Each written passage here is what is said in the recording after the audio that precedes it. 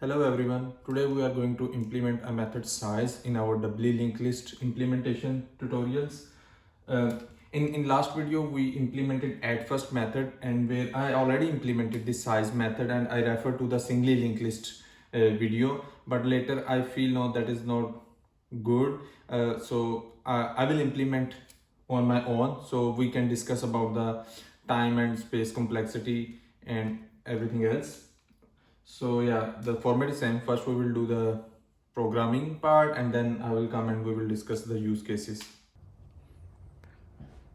So we can create a size method, fun size, and for now I am going with the int value. So if now what we will do, I will say okay, head. We don't want to lose head, so that's why I will create a new temp or current, and I'm assigning head to that, and then I will say while current not equal to null, current you need to move to your next node, and this should be variable, then also one count which is responsible to count, and I will say count plus plus. Then in the end I will return count. So what will happen, first this method will start, I will assign head to current and count is 0. For example, there is no node, it's empty list, it will return 0. It will never, because current not equal to null, in that case it's null. Then what's next, for example I have only one, like edge case, one node, so current is head, current is not equal to null, yes, and then I will say current go to the next node, which is basically null. In that case current will be null plus plus 1, and next time it will be null. So I hope this should work. We can run now. So first I can ask print here, then after that we can add 1, then call, then I am adding 3 more, and then we will call, and then we will see what's the result. So expecting 0, 1 and 1 2 3 4. Yes, 0 1 4, it means it's working. Then this one is done. Is there any memory leak? Somehow we need to think a little bit more. So because current is equal to head, now when I move current to dot next node, which is null, so I don't think so there will be any issue. Still we can try to debug to make sure my understanding. So in this case current is null, it's a 0 case basically. Then this is a 1 case, current again in the end is null. So we are 100% sure there will be no memory leak. But now there is an issue, not an issue, it depends. So time and space complexity, so it's a big O of n operation. Now we decided to go with the different compromise space and improve time. So in that case what I will say, okay, I will create maybe, so in Java we have fields, and then you can create that as decide as a property by using getter and setter. In Kotlin there are no fields, there are always properties.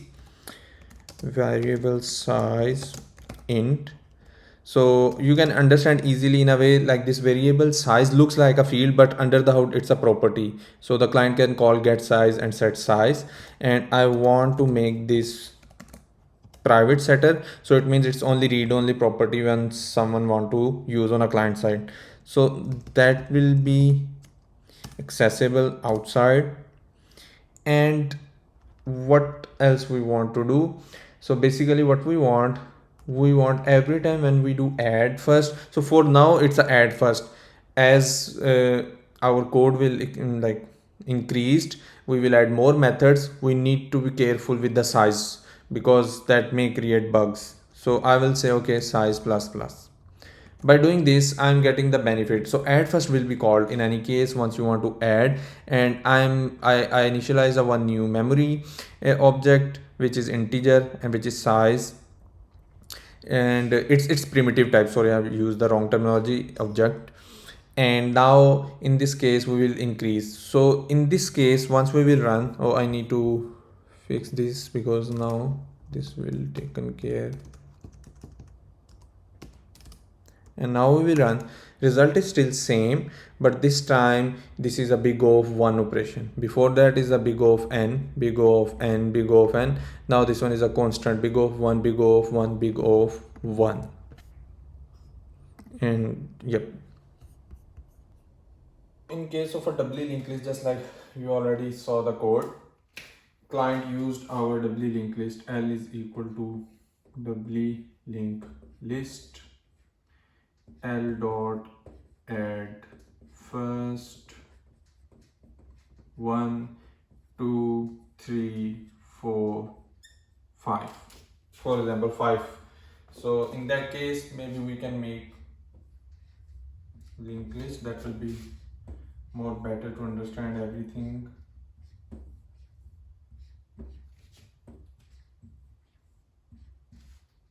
So these are our 5 nodes in the memory.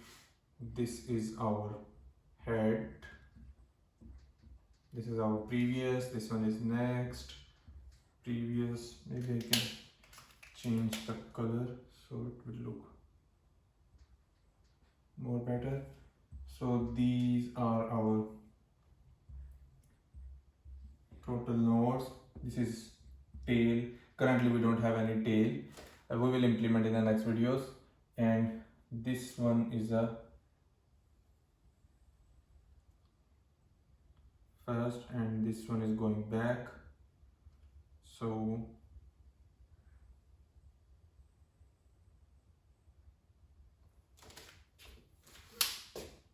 okay, now we have values 1 2 3 4 5. So if I don't have a size implementation currently in our doubly linked list, how much space our doubly linked list is taking? So we have class DLL. Inside of that we have currently only one private variable head which is null, and there is no size for now. That is the only one thing. And then we have a one method add first. So this is our whole class. How much space this have? If it's empty, it's only taking the class object and not a class object, only the code is compiled in a binary. But once we will create an object of this class, we have only the object space, but head is still null. So once we will create first head, it will be, for example, we already discussed in our last video about how much memory is used by the doubly linked list, singly linked list. So we remember if it's a system of a 32 bit, in that case we will take a 32 bit means 4 bytes address plus the object. So for example, object is 16 byte and plus the memory address 4 byte. So it's around kind of, once I will get the first one, I have a 20 byte. So it means every time when I have like more nodes, I can multiply by 20. So it's currently 100 bytes that is there. Now we need to figure it out the size. So basically our client wants something like this, L dot size. So he is asking what is the size. I have now two approaches which we already saw in a coding. One approach is I will say okay, I will take a one temporary pointer and I will start counting 1 2 3 4 5 until next is null.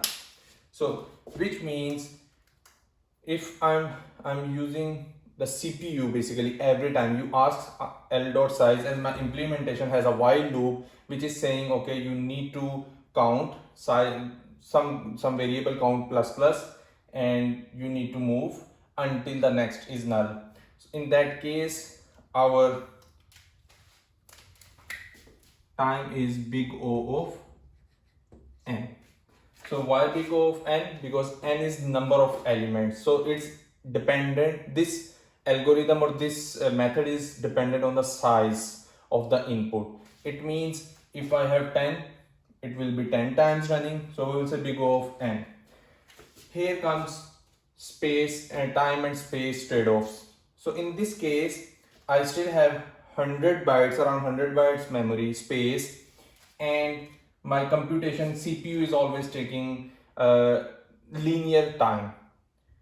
If I want to improve this, every time when you are going to improve time, most probably you are going to trade off with the space. So in this case, if I want to make this big O of 1, what I can do, I will say okay, I will create a one new size variable.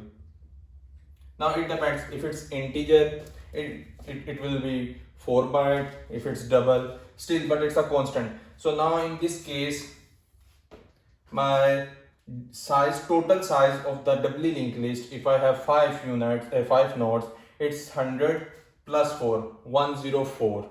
Okay, so there is a now trade-off, there is an increase in a space. What will be the benefit now? What I'm saying, okay, every time when we will call add first, we will do size plus plus internally. So add first call size plus plus. At that point when L dot size is called, what I'm doing, I'm only returning this object. Like my method name is fun size, and I'm saying I will return you size. So it's a constant operation, constant, which means big O of 1. So in this case our time complexity will be big O of 1. So at any point in any algorithm, if you have enough space, then sometimes you can improve your computation power. You can reduce your computation power by increasing the space, by adding some new variables. But if your environment is like the space constraint, like you don't have enough space, but there is a CPU and we don't care how much is taking time, how much lag is this, but our application should run, in that case I will go everything CPU intensive. So in that case I'm not going to introduce this size. I will say every time I will run, CPU will run, CPU will do the calculate, and that will return us. So that is our size method in a doubly linked list. I hope you enjoyed today's tutorial. See you in the next video. Bye.